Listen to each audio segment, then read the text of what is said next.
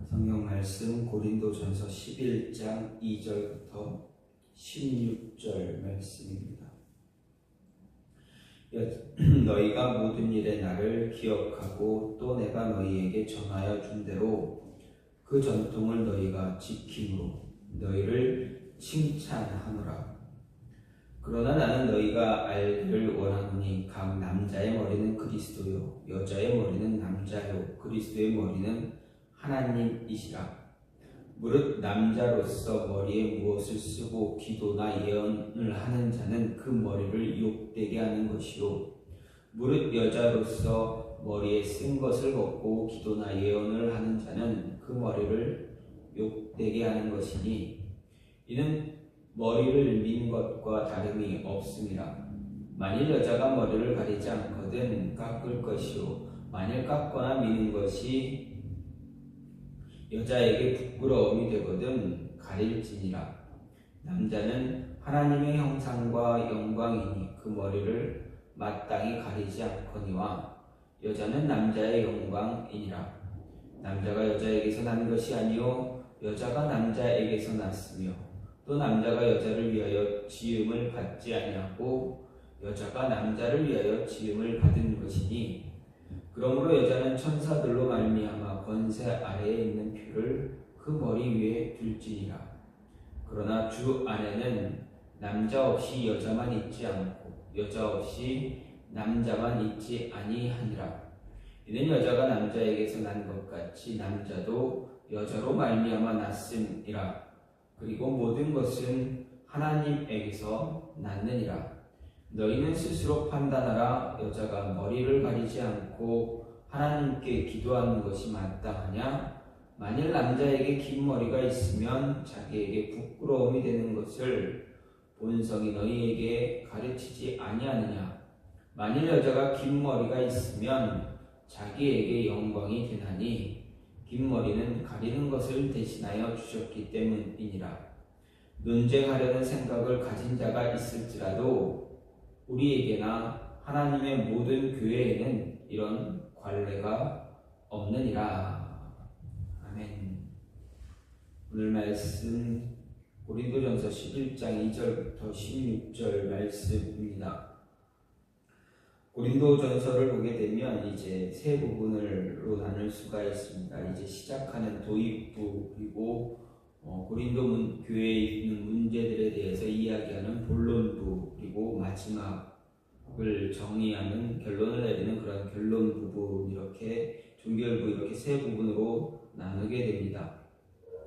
그 가운데서 본론에 해당하는 고린도 교회에 있는 문제들에 대해서 사도 바울이 이야기하는 그 본론부를 보게 되면 1장 2절부터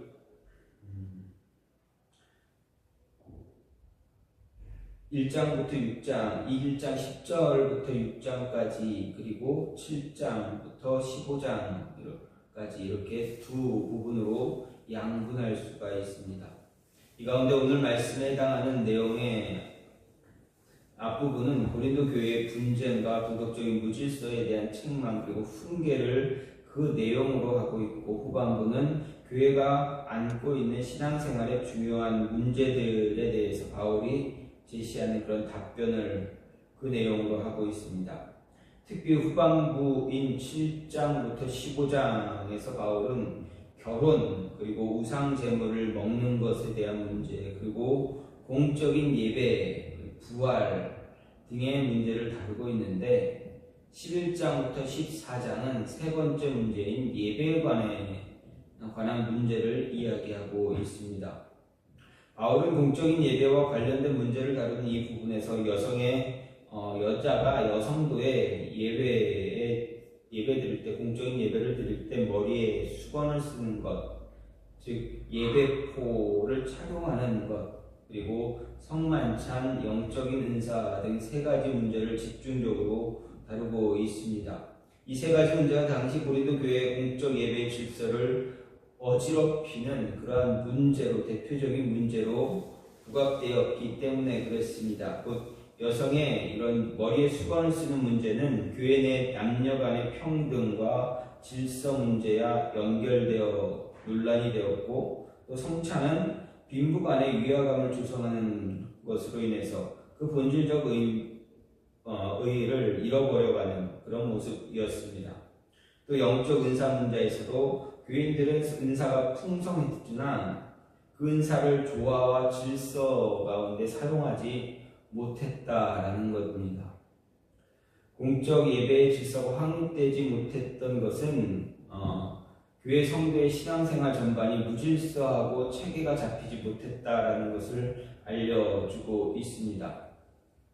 이렇게 고린도 교인들의 신앙생활의 주요 문제가 되어졌던 이 문제에 관련해서 바울은 목회적인 관점에서 그에 대한 적절한 처방과 교훈을 주고 있음을 보게 됩니다. 특히 오늘 본문에 나타나는 예배를 드릴 때 여성도가 예배포 즉 수건을 머리에 쓰느냐 쓰지 않느냐에 대한 문제, 이 문제는 그 당시 고린도 교회 당시 사회적인 관습과 밀접한 문제에 연관이 있었기에 더 큰 문제가 되었기에 바울은 이에 대해서 그 문제가 얼마나 중요한가를 논하고 있습니다. 즉, 이 문제는 하나님이 지으신 질서에 관한 문제가 되어지고 그 질서를 잘못하면 무너뜨리는 그런 모습이기에 바울은 하나님의 질서, 창조 질서를 이야기하면서 이 문제를 다루고 있습니다. 그러면 하나님께서 만드신 세상을 창조하시면서 만드신 그 질서를 유지하기 위해서 그 질서를 지키기 위해서 이 문제를 어떻게 풀어가야 하는가 바울이 이야기할 때 이 머리에 여자가 여성도가 머리에 수건을 둘러쓰는 것, 남자는 둘러쓰지 않는 것, 이 문제에 대해서 이렇게 이 문제가 질서에 관한 문제로 이렇게 드러나게 된 모습으로 바울이 이야기할 때 어떻게 하면 이 질서를 바르게 유지할 수 있는가 오늘 말씀을 통해서 생각해 볼 수가 있습니다. 먼저 서로가 서로를 욕되게 하지 않으면 되어지는 것입니다. 질서를 지키기 위해서 남자는 여자에게, 여자는 남자에게, 그리고 성도는 그리스도에게 욕되지 않게 하는 그런 모습을 가져야 한다라는 말씀입니다. 4절과 5절 말씀을 보게 되면 무릇 남자로서 머리에 무엇을 쓰고 기도나 예언을 하는 자는 그 머리를 욕되게 하는 것이요 무릇 여자로서 머리에 쓴 것을 벗고 기도나 예언을 하는 자는 그 머리를 욕되게 하는 것이니 이는 머리를 민 것과 다름이 없다라고 바울은 이야기합니다.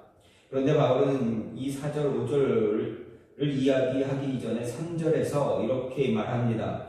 각 남자의 머리는 그리스도요 여자의 머리는 남자요 그리스도의 머리는 하나님이다 라는 그런 영적인 질서를 이야기합니다. 그리고 4절부터 영적 질서의 체계가 공적인 예배 가운데 머리에 무엇을 쓰는 것, 수건을 쓰는 문제에 관련해서 하나님의 질서를 지키기 위해서는 욕되지 않게 해야 한다 말합니다.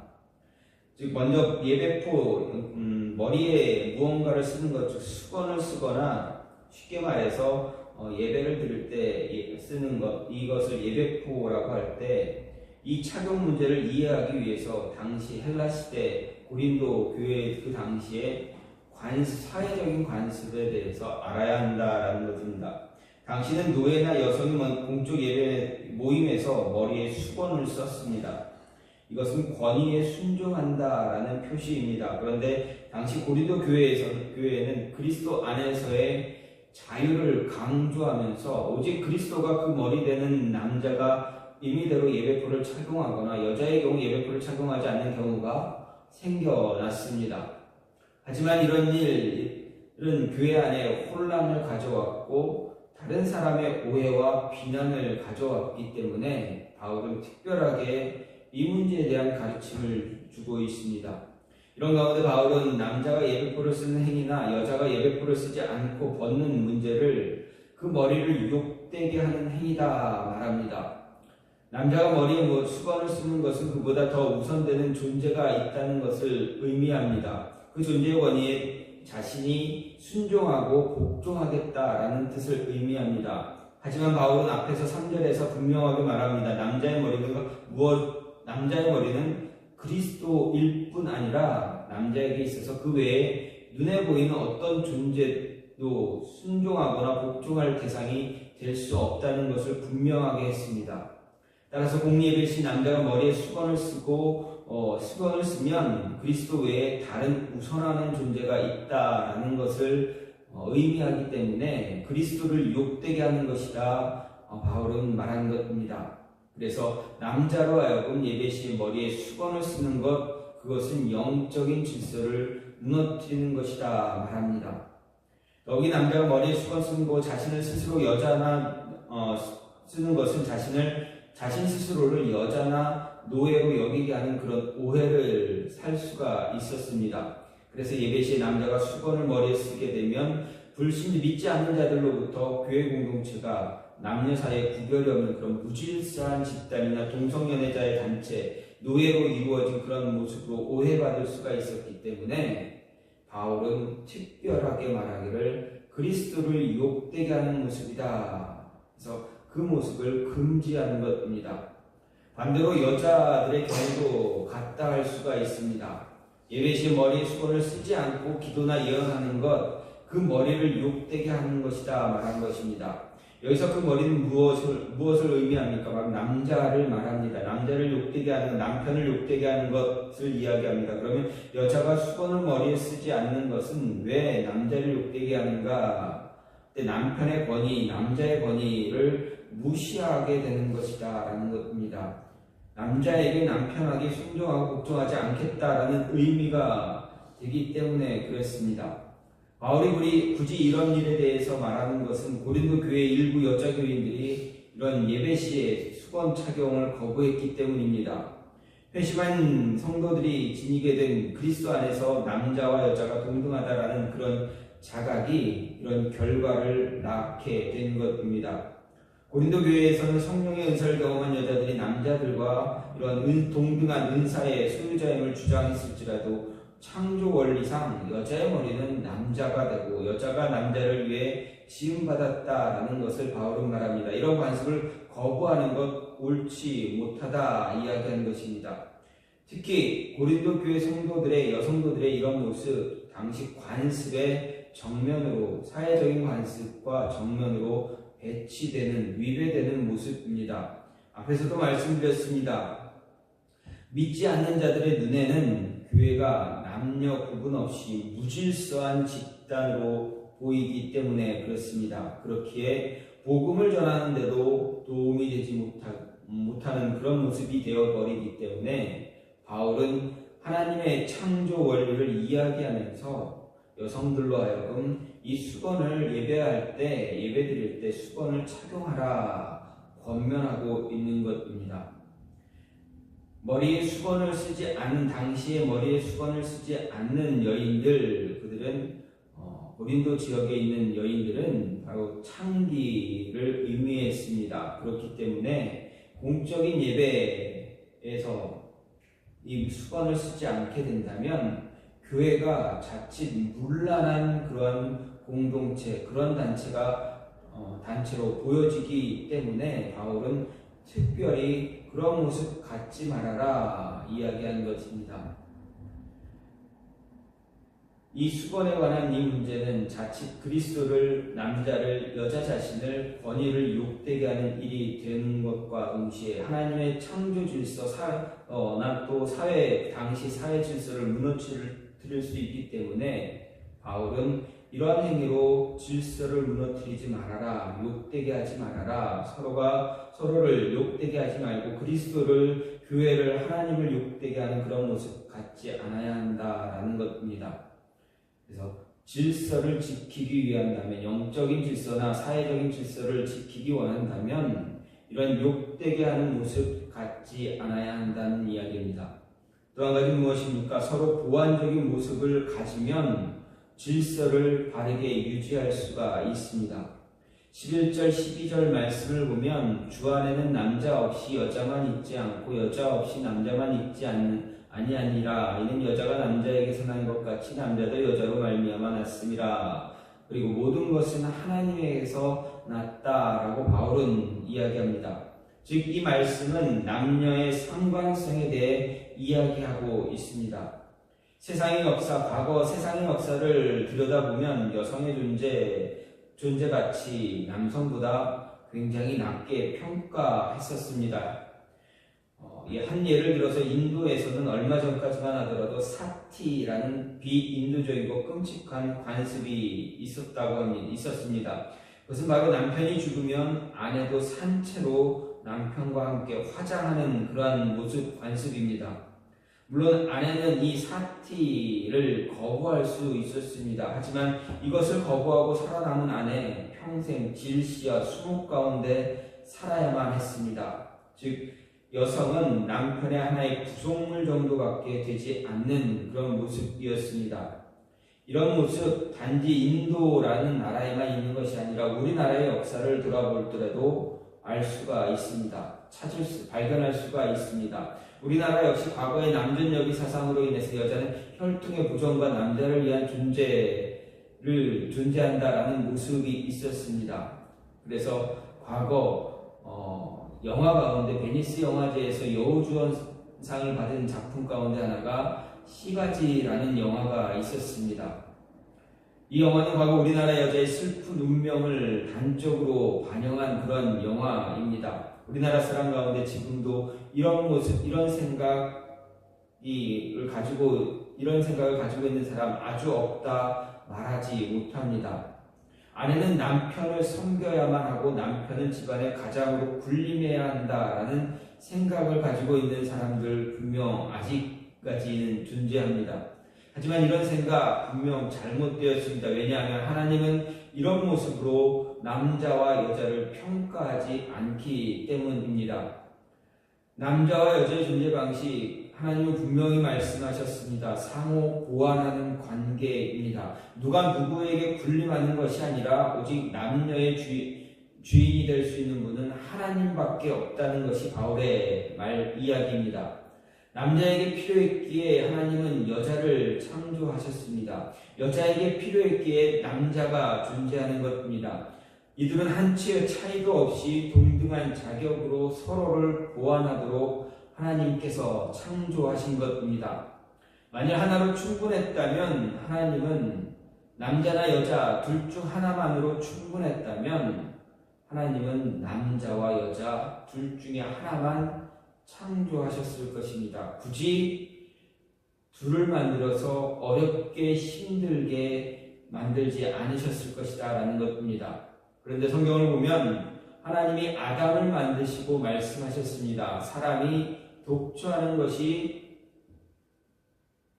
보기에 좋지 않다라고 말씀하시면서 돕는 배필로 하와를 지었다라고 분명하게 말합니다. 즉 남자와 여자는 동등한 관계에서 서로를 위해 존재하는 것입니다. 만일 세상에 남자나 여자만이 존재한다면 하나님의 명령, 하나님께서 세상을 창조하고 아담과 하와를 창조한 이후에 가장 처음 주신 그 명령인 생육하고 번성하라는 명령 결코 지킬 수가 없습니다. 아니 하나님이 이런 명령 주지 않으셨을 것입니다. 하나님이 이와 같은 명령을 준 이유는 남자, 여자 모두 필요했기 때문입니다. 그리고 서로가 서로를 위해 돕고 도와주는 그러한 돕는 관계, 그런 배필이 되어야 한다라는 것입니다. 그렇기 때문에 하나님께서는 그 명령을 주신 것입니다. 남자와 여자 모두가 하나님의 특별한 사랑을 동등하게 받는 존재입니다. 또 서로를 동등하게 사랑하고 섬겨야 할 존재임은 성경은 이야기합니다. 서로의 부족함을 채우고 완전함을 이루어가야 할 상호 보완적인 그러한 존재입니다. 우리는 이 사실을 기억해서 누가 누구보다 우월하다 이야기해서는 안 됩니다. 서로 동등한 모습으로 서로의 필요를 채울 수 있는 돕는 자의 역할을 잘 감당할 수 있어야 합니다. 서로가 돕고 돕는 모습을 통해서 하나님이 세상을 만드신 그 이유에 합당하게 살아가야 합니다. 그 질서를 유지할 수 있는 모습으로 살아가야 합니다. 말씀을 주시고 명령하신 그 질서를 잘 유지하기 위해서 서로가 서로를 돕고 서로 상호 보완하는 그런 모습 가져야만 합니다. 돕는 배필임을 잊지 말고 끊임없이 부족한 모습들을 서로가 감당해 주어야 한다는 것입니다. 이런 모습을 가질 때 질서를 유지할 수가 있게 됩니다. 마지막으로 질서를 지키기 위해서 바울이 이야기한 건 무엇입니까? 논쟁하지 말라라는 말입니다. 16절 말씀을 보면 논쟁하려는 생각을 가진 자가 있을지라도 우리에게나 하나님이 모든 교회에 이런 관례가 없다라고 바울이 말합니다. 여기서 지금까지 논의한 문제, 즉 여성이 공예배를 드릴 때, 공적인 예배를 드릴 때 머리에 무언가를 쓰는 것, 즉 수건을 쓰거나 예배포를 착용하는 그 문제를 일단락 짚고 있습니다. 하지만 이 문제에 대해서 자신의 의견에 완전하게 동의하지 않을 사람들이 있을 것을 가정하고 있습니다. 실제로 고린도 교회 내에서 바울과 이 문제에 대해 논쟁을 계속하고자 했던 사람들이 분명 있어 보입니다. 왜냐하면 바울이 말하는 논쟁하려는 생각을 가진 사람이라 말할 때 그 말의 내면에는 고린도 교인들 가운데 아직도 진리를 위해 논쟁하려는 것이 아니라 이 논쟁에서 이기기만을 위해 논쟁하는, 다시 말해서 논쟁을 위한 논쟁을 벌이려고 하는 사람들이 남아있다라는 뉘앙스가 숨어있기 때문에 그렇습니다. 그렇다면 바울의 의견에 대해 논쟁하길 원하는 사람 누구일까 생각해 볼 수 있습니다. 이에 대해 바울은 아무런 암시 주지 않지만 이들은 모든 것이 가하다라는 입장을 고수했던 무리로 생각할 수가 있습니다. 그렇기 때문에 바울은 이들과 논쟁을 이어가는 것을 원하지 않았습니다. 오히려 바울은 이제 여기서 여자들의 예배포를 쓰는 문제에 대한 논쟁을 일단락 짓는데 이것은 무엇보다 격화된 논쟁이 교회에 덕을 세우지 못할 것이기 때문에 그랬습니다. 누구보다도 그 사실을 잘 알고 있던 바울은 문제를 더 이상 문제화시키지 않은 것입니다. 물론 이 16절의 하반절의 표현을 보면 이 당시 상황에서 더 이상 토론의 여지가 없는 너무나 분명한 문제였기 때문에 그렇습니다. 바로 이 점에서 바울은 선교의 동역자들에게나 당시 지역교회인 수리아와 팔레스틴 교회를 다 포함하는 교회, 더 나아가서는 지상의 모든 교회, 즉 하나님의 모든 교회에 이런 규례가 없다라고 명확하게 이야기한 것입니다. 바울은 이 모든 교회가 하나님께 속한 것이다라는 것을 강조하면서 규례를 소홀히 여기고 있는 어리석은 고린도 교인들의 태도를 책망하는 것입니다. 바울은 고린도 교회가 하나님의 교회라는 점을 명확하게 밝혔습니다. 이것은 고린도 교회의 탄생에 대한 은혜와 신비로움을 강조합니다. 왜 그렇습니까? 앞에서 잠시 언급됐듯이 당시 고린도 교회, 그 헬라 시대에는 그 교회에는 음란함과 우상숭배가 차고 넘쳐났습니다. 오죽하면 고린도화 되었다라는 말이 곧 음란화되고 우상숭배하는 자가 되었다라는 의미로 당시에는 사용되어지기도 했습니다. 그런데 바로 그곳에 하나님께서 교회를 세우신 것입니다. 교회가 세워지기에 불가능한 곳에 교회가 세워졌습니다. 바울이 하나님의 모든 교회를 언급한 이유 바로 여기에 있습니다. 여자 성도들이 공적 예배 시 하나님의 창조 원리를 반영하는 예배포 착용을 무시할 경우 교회의 질서가 훼손될 수밖에 없었기 때문입니다. 그래서 그들은 사회로부터 호색한이나 음란을 따라 사는 사람들로 오해받을 수 있었습니다. 복음을 전하는데 굉장한 걸림돌이 될 수가 있었습니다. 그런 오해는 그들에게만 국한된 것이 아닙니다. 전체 하나님의 교회에 커다란 영향을 줄 수 있는 문제였기에 바울은 16절 하반절에서 하나님의 교회, 모든 교회를 언급하면서 이 모든 논쟁을 일단락 지은 것입니다. 어쩌면 논쟁은 하나님의 교회를 바르게 세우기보다는 오히려 교회를 더 나쁜 길로 이끌어가는 역할을 하게 되기 때문에 교회 안에서 논쟁을 삼가는 것이 더 좋을 수 있습니다. 이뿐만이 아니라 이 논쟁만 지금 고린도 교회에 있는 이 문제만을 가지고 문제만을 이야기하는 것이 아니라 교회 내에서 어떤 문제든 논쟁이 시작이 되어지면 그 논쟁으로 인해서 교회에 덕을 주는 것보다는 오히려 해를 주는 경우가 더 많기 때문에 바울이 이 문제를 통해서 교회 안에서 논쟁을 삼가라 말한 것처럼 우리 안에 교회 안에서 논쟁이 있는 것을 논쟁을 삼가는 것이 오히려 하나님이 만드신 그 창조 질서를 바르게 유지할 수 있는 모습이다라는 것입니다. 하나님의 창조 질서, 하나님의 권위, 하나님의 영광을 위해서 우리는 어떤 논쟁이든 피할 수 있으면 피해야 한다라는 것 기억해야 합니다.